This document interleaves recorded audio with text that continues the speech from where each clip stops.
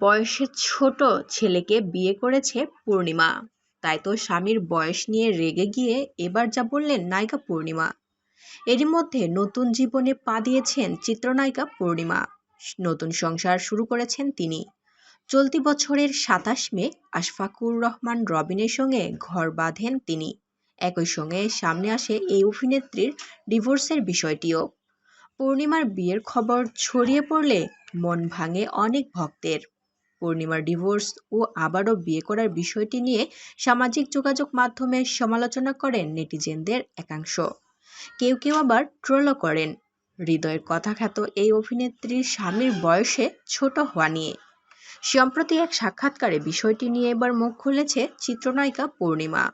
স্বামী তার বয়সে ছোট হওয়া প্রসঙ্গে তিনি গণমাধ্যমকে জানান, আমাকে নিয়ে এভাবে গালাগালি করে যদি তাদের শান্তি লাগে তাহলে তো আমি খুশি।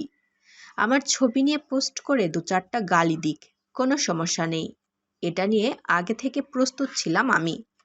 বিয়ের পর স্বামীর বয়স নিয়ে যে কথা উঠবে সেটা আমি খুব ভালো করেই জানতাম। তবু তারা শান্তিতে থাকুক, সুখে ও সুস্থ থাকুক। আমাদের দুজনের পক্ষ থেকে তাদের জন্য শুভকামনা। একই সঙ্গে পূর্ণিমা জানান, তার মা অসুস্থ থাকায় আপাতত মধুচন্দ্রিমায় যাওয়ার কোনো সুযোগই নেই। তবে স্বামী আশফাকুর রহমান রবিনের সঙ্গে থাইল্যান্ডে যাওয়ার ইচ্ছা রয়েছে তার। জানা যায়, পূর্ণিমা ২০০৭ সালের ১৫ পরে ২০০৭ সালের ৪ নভেম্বর পারিবারিকভাবে আহমেদ জামাল ফাহাদকে বিয়ে করেন।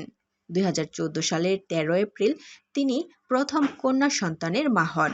তার মেয়ের নাম আরশিয়া উমাইজা। তবে পূর্ণিমার এই সংসারও ভেঙে গেছে। আর এবার নতুন সংসারে অর্থাৎ অল্প বয়স্ক ছেলেকে নিয়ে বড্ড সুখেই রয়েছে নাকি পূর্ণিমা, এমনটাই তিনি গণমাধ্যমকে জানিয়েছেন।